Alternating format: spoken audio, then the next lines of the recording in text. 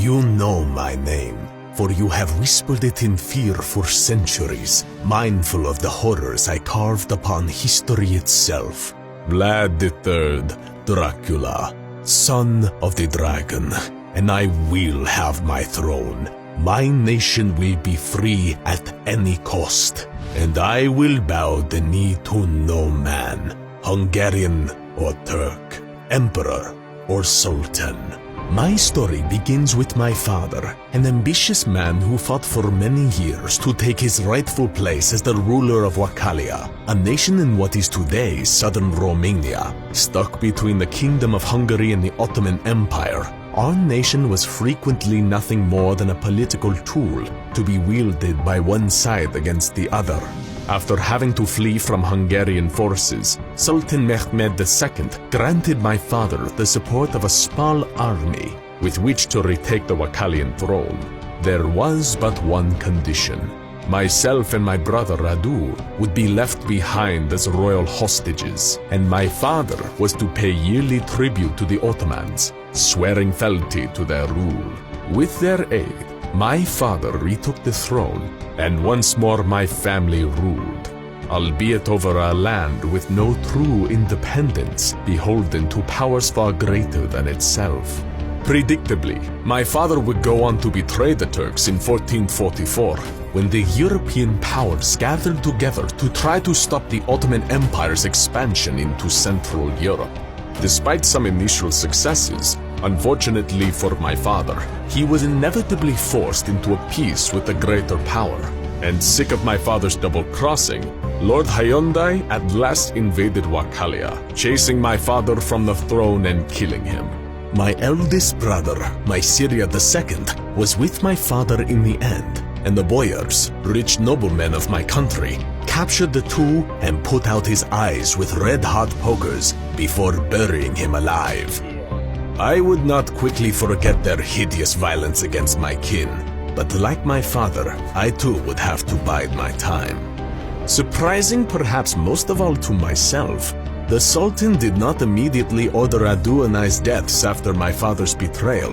The Sultan was always thinking ahead, and saw no use for the murder of the only two legitimate heirs to the Wakalian throne. Instead, he continued to keep us safe in his care, until fate turned in his and my favor. Lord John Hyundai, backed by various European powers, launched once more into a campaign against the Ottoman Empire in 1448, taking with him the impostor king he had placed upon the Wakalian throne, Vladislav II.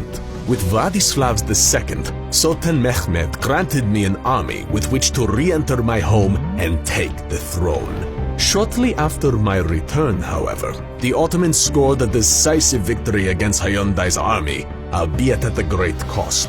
The forces lent to me by the Sultan returned to their homes, and with the failure of Hyundai's crusade, I learned that Vladislav II now marched upon Wakalia. A king is no king without an army to defend his right to rule. And sadly, I found myself without said army. Forced to abdicate my rightful throne, I fled into exile, vowing to return and reclaim what was my birthright. For long years, I bowed my time in my exile to the only place friendly to my interests, the Ottoman Empire. I found myself still in favor with the Sultan, though I rankled at the knowledge that to the lecherous old ruler, I was nothing more than a pawn, and my kingdom and my homeland merely pieces of a greater puzzle in the Sultan's ambitions for Europe. My father's death and my own young life had taught me the virtue of patience, however, and patiently I waited, knowing that the ever-evolving conflict between Europe and the Ottoman Empire, between Christianity and Islam, would eventually present an opportunity to return home. That opportunity came in 1456. Vladislav II was no longer as politically useful to the Hungarian Empire as he had been, and Lord Hyundai offered me a chance to reclaim my throne on the condition that I'd remain faithful to Hungary in future conflicts. You may judge me and my father as you wish, but know that I am a loyal man, loyal to my soldiers, my kin, and to my people. But I refuse to be the pawn of greater powers. and my ultimate ambition was always to free my home from the influence of the two kingdoms it found itself between. I swore my fealty to Hungary, knowing even as I took that oath that I would one day break it. With the support of the Empire, I re-entered my homeland for a second time in 1456 and demanded that the impostor King Vladislav II face me in single combat. A king who does not appear great, godlike even before his people, is not long to rule, and despite my obvious physical superiority in weapons training and youth both, the fool agreed to face me rather than hide behind his army, as he and I both knew he must. We matched blades surrounded by a circle of soldiers and boyars alike. Vladislav was a formidable man once, but age had dulled his reflexes, sapped his speed and strength both. I toyed with the fool, my blade repeatedly finding exposed flesh, his blood trampled into the mud underfoot. Cut in a dozen places, the pretender king refused to surrender, and I could see by now in the eyes of the boyars gathered a silent pleading for mercy. Put the fool out of his misery. I could see their eyes saying, "Enough is enough." They had their fill of blood, it seemed. A pity, for I would drown many of them in the deluge of crimson in the weeks and months to come. With a single thrust, I slew the impostor and reclaimed my throne. Patience, as I mentioned, is a hard-earned virtue, and at last it would pay dividends. With my throne secure, I immediately turned upon the wealthy boyars, the very men who years ago had betrayed and murdered my father, plucked the eyes from my eldest brother, and buried him alive. My wrath was immediate, and I put into practice a technique I had learned during my long years of captivity in the Sultan's court. A greased log, sharpened on one end, would be laid on the ground, with the victim made to sit upon the pointed tip and held fast with the use of ropes attached to each leg. The victim and log would then be lifted into the air, the body's weight impaling the victim upon the sharpened stake from below.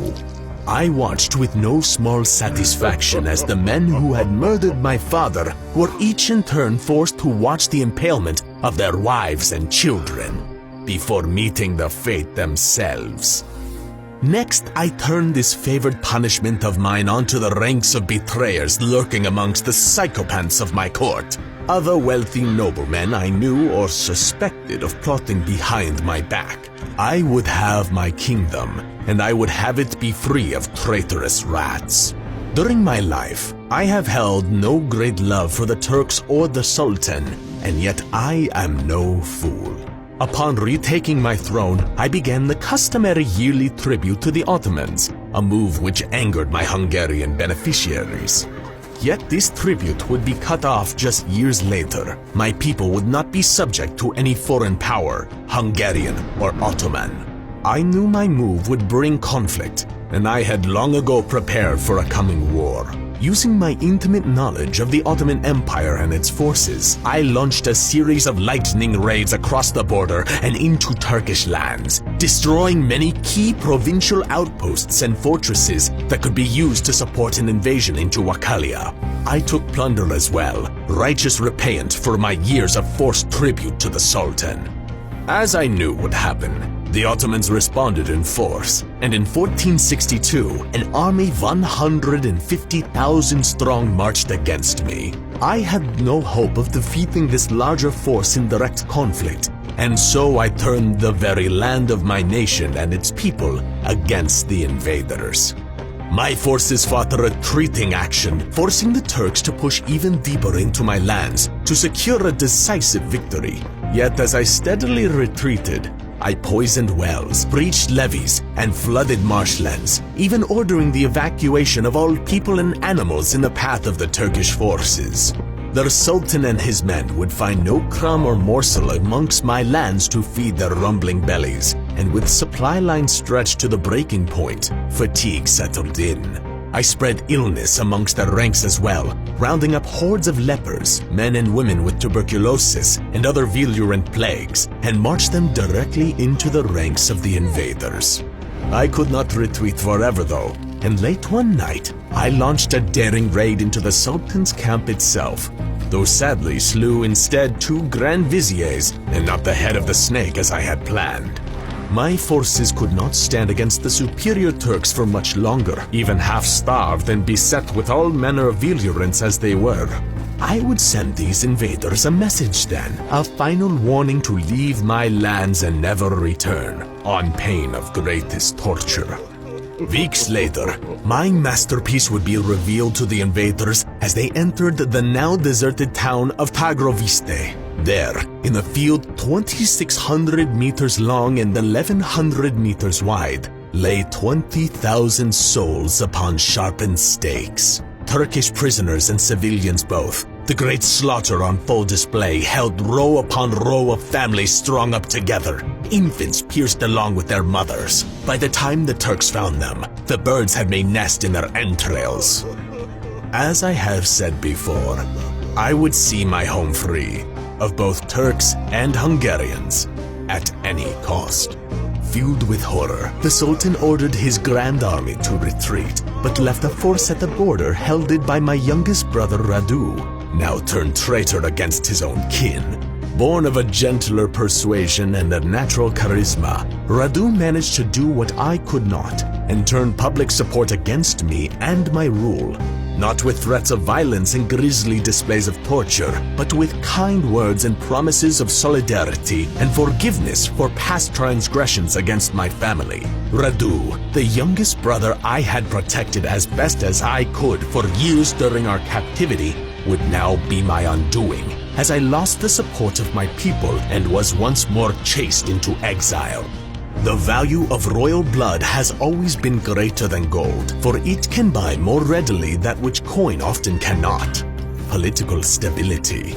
I was captured by the Hungarians, who imprisoned me as an insurance policy, and once more I found myself biding my time, knowing that in the end, I and only I would be the one to decide my fate and that of my people. In the meantime, I entertained myself with an old hobby and took great delight in the horror of my guards as they discovered the rows of impaled mice and robins which I had lured into my cell. In 1476, nearly 50 years of age, I was released from my prison and once more on the march to reclaim my throne, supported by Hungary. Age and imprisonment had robbed me of youthful vigor and strength, yet I took to the field of battle regardless. I suppose I knew the fight would likely be my last, but I would be the one to write my own ending for the histories, and not the Hungarians or the Turks. Late in 1476, I fell, sword in hand, never to rise again. Yet though my kingdom had eluded me a third time, I had won the greater prize in the end, my name written in the annals of history forevermore. My name is Vlad II Dracula, the son of the dragon, and you know my name, for you whisper yet in fear, centuries after my death, mindful of the horrors I inflicted upon my enemies.